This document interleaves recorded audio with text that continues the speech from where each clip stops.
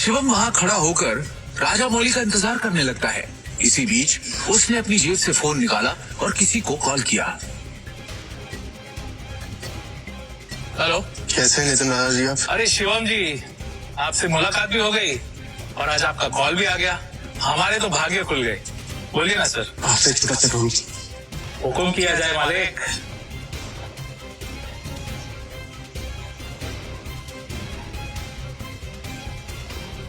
आप जल्दी से डिटेल्स बता कर मुझे कॉल कीजिए। रखता हूँ, बाय।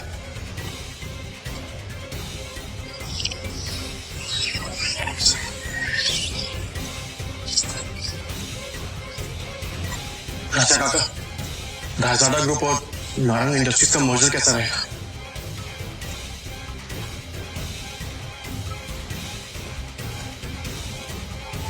राजाडा, तुम इनके बारे में कैसे जानते हो? ये तो हमारे पुराने बिजनेस एसोसिएट्स हैं। तुम्हें क्या पता है इनके बारे में?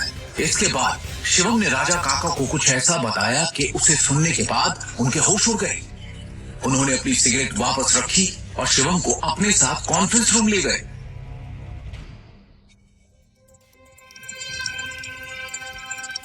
ये गरीब फटी से रफ्ता क्या है? अपनी भाषा पे नियंत्रण रखो।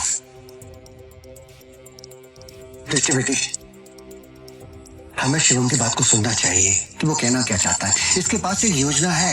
योजना? सड़क छाप निकली तुम्हारी उम्र है ना, उससे ज्यादा एक्सपीरियंस मुझे इस कंपनी में काम करने का हो चुका है। इस सब नोक झोंक के बीच दृष्टि गहरी सोच में थी। उसे अपने दादाजी की एक बात याद आ रही थी। दृष्टि बेटी, शिवम तुम्हारे लिए एक अच्छा जीवन साथी है और एक बात हमेशा याद रखना, जब भी तुम्हें या नारंग इंडस्ट्री पे कोई भी परेशानी आई तो शिवम ही तुम्हें उससे बाहर निकालेगा। आप कहना क्या चाहते हैं? शांत हो जाइए आप सब, प्लीज प्लीज थोड़ी देर के लिए चुप हो जाइए। और नशा तुम भी चुप रहो। भूलिए मत आप सब लोग, इस कंपनी की बॉस अब भी मैं हूँ। डिसीजन मेकिंग पावर मेरे हाथ में है। होगा वही जो मेरा फैसला होगा। शिवम तुम कहो, तुम्हें क्या कहना है? हाँ शिवम। क्या बेटा? सबसे पहले मुझे कंपनी के शेयर होल्डर्स और इन्वेस्टर्स की लिस्ट चाहिए और बैलेंस शीट भी देखनी है, उसके बाद ही कुछ कह पाऊं। दृष्टि, ये बहुत ज्यादा हो रहा है। हम ऐसे ही किसी को अपनी कंपनी की डिटेल्स शेयर नहीं कर सकते। लैपटॉप दो सर। प्लीज।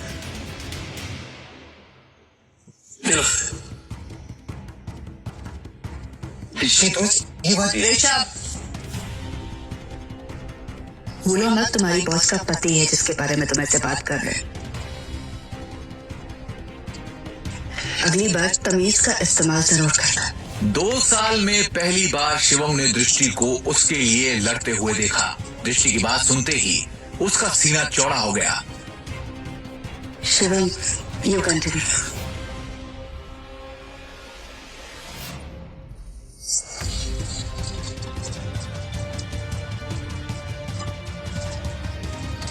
बैलेंस शीट की कुछ ट्रांजैक्शन पे मुझे शक है।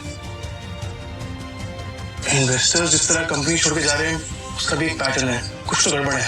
अरे क्या बकवास कर रहा है? कुछ भी बोल रहे हैं यार। हवा में बात करना बंद करो और ये बताओ कि गिरते शहर को कैसे रोके?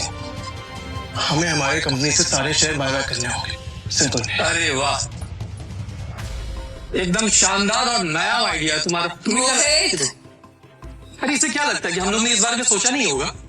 शांत हो जाओ। शिवम, फंड्स कहाँ हैं हमारे पास?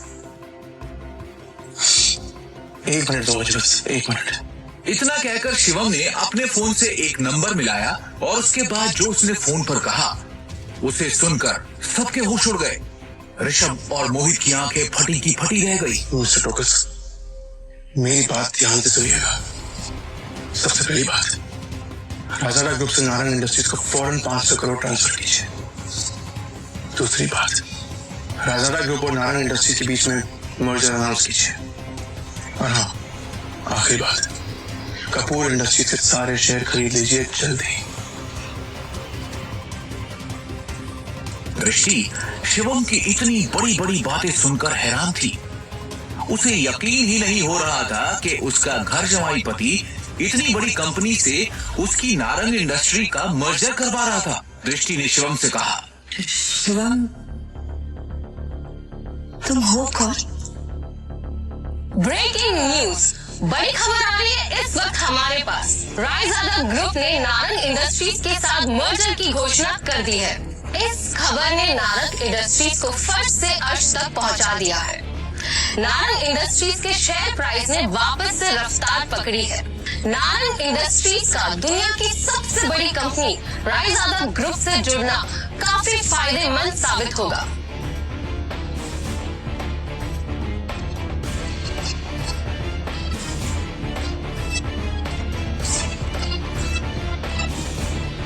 क्या दृष्टि को मिलेगा शिवम से अपने सवाल का जवाब?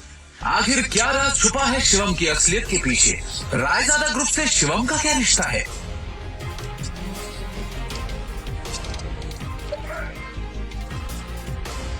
पाई पाई के लिए तरसने वाले शिवम ने कैसे दिवालिया होती हुई नारंग इंडस्ट्रीज को दिलवाए 500 करोड़ रुपए? एक फटीचर इंसान ने कैसे देश की सबसे बड़ी कंपनी रायजादा ग्रुप से नारंग इंडस्ट्रीज का मर्जर कर पाया? नारंग इंडस्ट्रीज के हाथ से टेंडर निकल जाने के पीछे क्या ऋषभ की कोई साजिश थी? आगे की कहानी जानने के लिए नीचे दिए